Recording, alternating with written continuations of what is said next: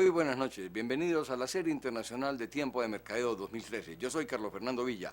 GoProsper es una de las empresas más famosas de consultoría de mercadeo internacional que tiene sede en la ciudad de Columbus, en el estado de Ohio. Roger Saunders es uno de sus directivos, un hombre que conoce muchísimo sobre el mercado asiático y específicamente con la China y el efecto que han tenido los tratados de libre comercio, como decíamos antes. Por eso vamos a hablar con él sobre un mercadeo efectivo cuando hay tratados de libre comercio. Vamos a hacerlo en unos minutos cuando regresemos de comerciales. Ya volvemos. Roger, good evening and welcome to my program. Thank you very much, Carlos, for having me. It's an honor to have you here. Roger, let me ask you, or let me start by asking you, what's a competitive advantage? A competitive intelligence. Competitive intelligence is an opportunity to be able to understand your marketplace. It really comes back to core marketing principles of understanding the consumer first, what it is that you're trying to accomplish, what products or services that you're trying to bring to them, at what particular price, how often are they going to consume it, and understand how that measures up compared to your competitor. We all have competitors, whether we're in the CPG business or whether we're in the automotive business or whether we're in the retail business. And the consumer has choice. More and more all around the world, we're finding that companies are recognizing the consumers at the center of the equation. So you have to start with that center portion.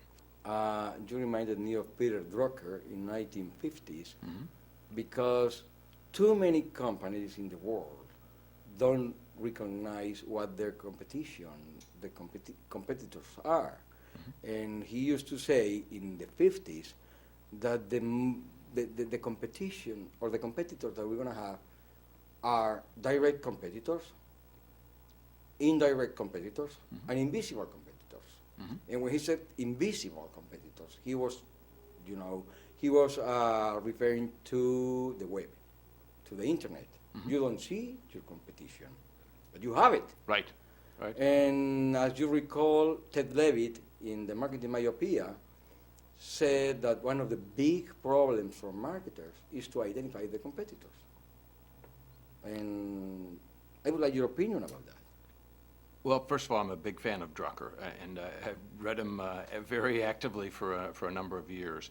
Who isn't? I mean, if you're in the marketing business, you have to. Have to follow the individual. He had an ability to say that we have incomplete information about all of the battles that we're going to fight. We don't know all of the information there is to know about pricing challenges. We don't know all of the information there is to know about distribution patterns that have to take place. We don't know all the information about competitors that are going to come up with a brand new product that's going to be better than ours. So you still have to be able to make your marketing decisions in an incomplete sense. And that takes courage and a boldness on the part of organizations and the people that are leading it. That's never going to change because somebody's always going to be coming along and building a better product, offering a new service. And that creates new jobs and new opportunities for economies all around the world who are going to adapt to those changes. Talking about Peter Drucker, I remember once I talked to him in his last years in LA, and he didn't want to do the program with me because he was too old, and he said, "No, I don't want to do the program because I can't talk the way I used to." And he said, talking about marketing and things like that, he said to me, "There is one thing that I know most than anything else, and that's that I don't know. And that's why I have to keep asking people about everything." That's very, very wise for him to say that. That was very wise for him to say that. I would agree with you. Yeah, because the only thing that we know is that we don't know. And not to take anything away from Peter Drucker, he was right, but he was beat by a couple thousand years because it was actually Aristotle who said, "The only thing that I do know is that I know nothing." Oh, okay. Well, he repeated that to me. Well, Roger, you were just saying, talking about competitive intelligence, that you should know, you have to know, from the marketing standpoint, who your customer is, what they want, what they need, who your competitors are, and things like that. How can you know everything? I mean, how can you know that? Again, you can't completely know everything. There's an enormous amount of what the world is going through right now. People are calling it big data. There's lots of data and information that's out there, and more is being developed every single day. Let me interrupt you. What's the difference between data and information? If there is a difference? There is a difference. Information is a more refined portion of the data. We have data that leads to information and then into insights. And what companies are looking for is the opportunity to have an insight into how that consumer is going to behave. But it all starts, the connective tissue, if you will, is the data that comes through the pipeline. An example, let's say credit cards. We know how often a consumer might use their credit card. That's a data stream. Yeah, okay. The information is, how did they use? Why they use it? Why did they use? How much did they spend on that particular item? What types of items did they buy via their credit cards? Roger, we're going to go to a commercial break and we'll be right back, okay? Okay. Vamos a ir entonces a una tanda de comerciales y ya estamos de nuevo con ustedes. Going with what you were saying, because I interrupted you to ask you about data and information. So let's keep talking about that. Okay. Well, as you know, our company, Prosper Business Development, is really a series of companies. We have companies here in the United States, Prosper Analytics, Insights and Analytics, Prosper Technologies, but we also have an operation in China called Prosper China. And we've been working in China since 1996. Back at that particular point in time, we recognized that China was going to continue to grow and evolve. And if I could give you a macro economic type of view of why we thought that way. Okay, I would like to. Economies can only grow four ways when you really get down to it. They grow by investments that companies make in terms of building a new plant, building a new store, etc. They grow by infrastructure. And infrastructure largely comes from government oriented types of things. We're building new airports, Yes. we're building new railroad stations, new roads, schools, etc. It grows a third way via trade. Colombia is a wonderful company for trade. They have great agricultural products. Mm-hmm. They have wonderful manufacturing products that they've developed over the years. And that trade builds the economy because now you're exporting goods to other countries. The fourth way that grows, though, an economy is through consumption. And China is focusing their growth on consumption. They're in the second year of their 12th five-year plan. And we saw this going back to 1996 when we first entered China, where we knew that eventually consumption had to play a larger role in China's economy if they were going to thrive and build prosperity for 1.3 billion people. And that's really taking place right now because we're seeing China take steps of moving from consumption represents about 35 or 36% of total GDP Yes. in China. Contrast that with countries like the United States. 69% of our economy is consumption driven. People go out and buy cars. People go out and buy clothes. Food, air, etc. The United Kingdom, 62% of their overall economy is from consumption. Your country, Colombia, 65 to 66% of GDP, gross domestic product, is consumption. Japan is 58%. South Korea is 52%. And now it's China's turn to understand we have to build up the consumption side of this economy. So that's taking place right now in China in a very, very rapid fashion. When you get right to consumption in a country like China, 35 years ago, the Chinese consumer basically had two Mao suits that they wore on an ongoing basis. You go to China today, particularly in their Tier 1 and Tier 2 and Tier 3 cities, as I travel around there, they look like the consumers in Colombia, like the consumers in the United States. Mm-hmm. They have a wide variety of shoes. They eat broader forms of food, samplings, and soft drinks that come from Japan, they come from Korea, they're Chinese beverages, but they're European and South American and North American beverages as well.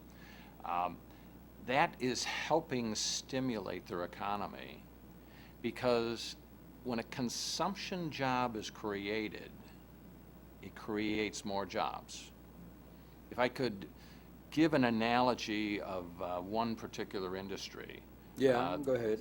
The automotive industry in China. China, last year in 2012, built and sold over 19.5 million automobiles. That's the largest automotive manufacturing in the world. There's no bigger country. Last year, the United States sold 13.5 million cars, built 13.5 million cars and made those types of sales. But that also includes foreign cars that came into this particular market. When you build a car, as China has done, they built it in a factory. The first thing that they did, Honda, for example, which is a Japanese company, Yes.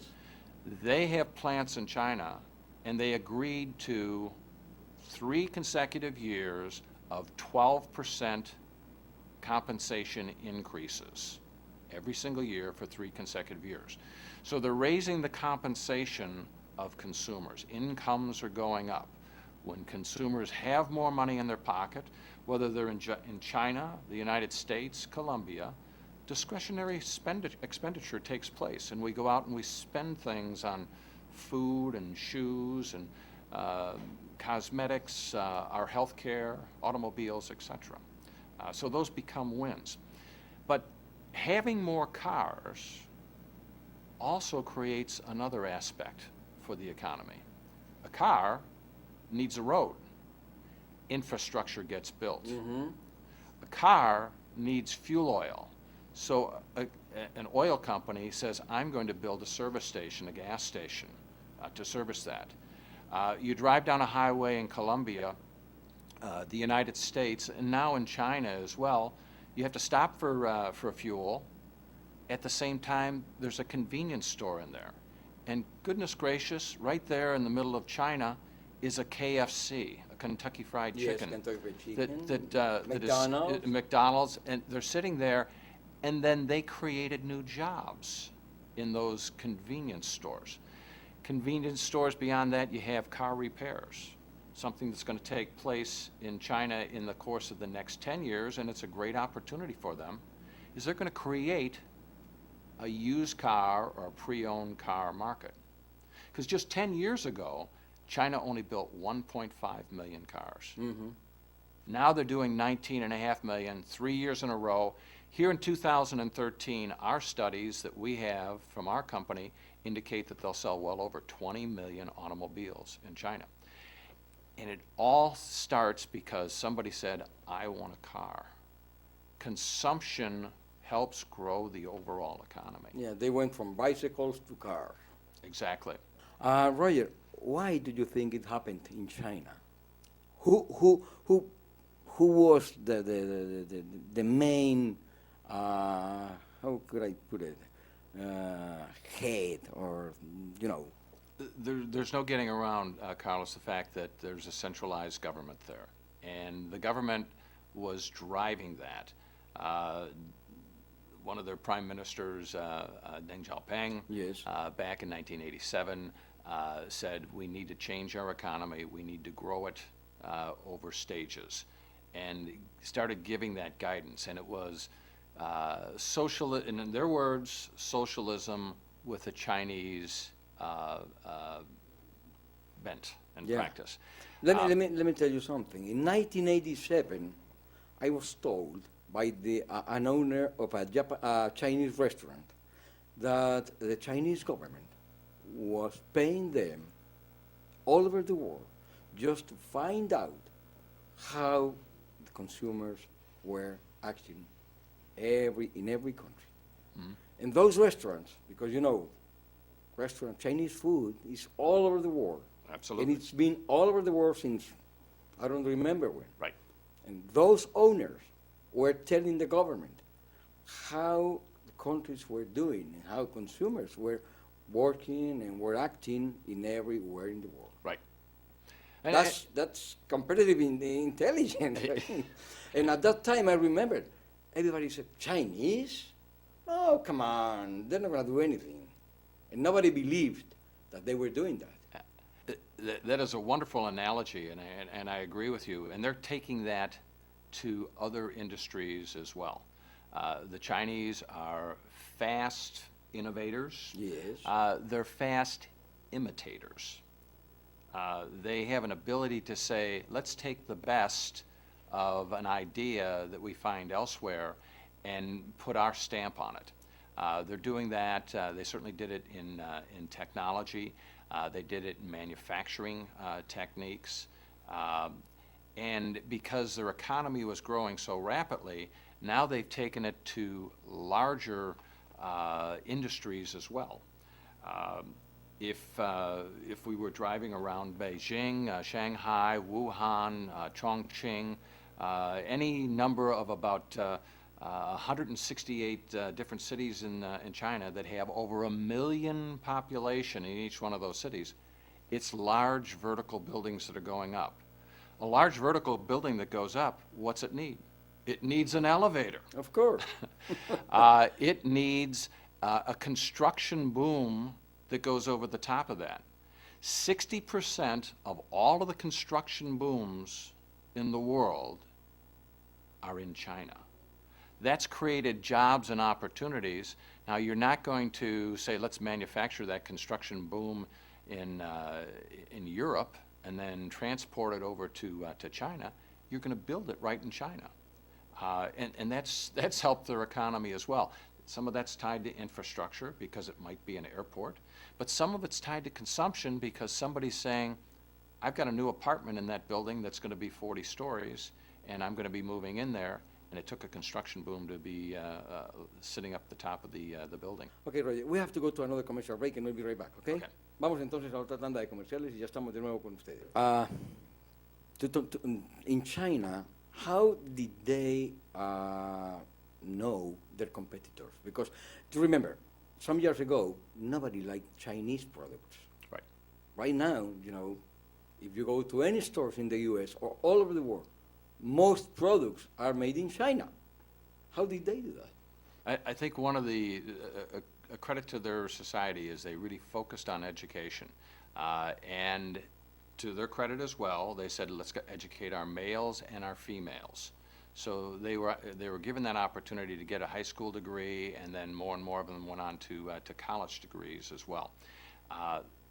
These people are intelligent, very bright. They're great observers of what's going on about them. They want to learn. They have a natural curiosity about the world. And that's going to be a benefit to all of us. Colombia is going to see more and more Chinese visitors. Yeah, we in the just coming signed years. a free trade agreement with China. Exactly. Colombia, fortunately, will be seen as a port of entry to all of South America. Yeah. By Chinese business people, and that will be a win. And they'll be encouraged by their government to do that as well. The United States has continued to expand its trade with China. We have exports that are going to that country. At this particular point in time, it's largely agricultural in nature. Yeah, the U.S. has a lot of investment in Right. China. Major investment are multinational companies that might be based here have investments in that China. country. And we have a lot of small and mid-sized businesses that have moved operations into to China as well. I have a very close friend that owns a good-sized manufacturing operation. They make valves. Everything in the world takes a valve. Now he has three plants in the United States. He's in Romania. He has a plant in Italy. He's got 2 plants in China. Because if you're a power company, you have to have valves. If you're a water company, you have to have valves. So he's got intellectual capital in the development and the design of his products, but now he can manufacture them right in China as well. And China has really embraced this particular manufacturer because he's got the best technology in the entire industry. The Chinese market is a market of opportunities. I just found out that Bimbo, bread company from Mexico, is becoming #1 in China, Yeah. offering bread. Roger, what would you say has been the most difficult thing in getting into the Chinese market? Language? Language can be a challenge. I'm too old of an individual to learn Mandarin for the very first time. I just Don't look at me. I just started going to China 5 years ago. But it's a matter of building trust and reliability. The first time you go to China, there's somebody that told us But you something speak English, interesting. you're home free. Well, they'll listen to you. They'll listen to you. The second time you go there and see them again, they say, maybe this person is real. The third time that you go there, they'll say, well, let's sit down and really tell me what you're all about and what you have and how you can help me. The world over, human beings, being human beings, are going to say, I need trust, I need reliability. So it's a time factor. You know what we need? More time, because we're running out of time for this program. But we continue next week, okay? There you go. Okay, Roger, so we'll see you next week, okay? Very good. Vamos entonces a despedirnos por hoy, se nos acabó el tiempo, pero vamos a continuar hablando con Roger Saunders la próxima semana. Por el momento, muchísimas gracias y una feliz noche.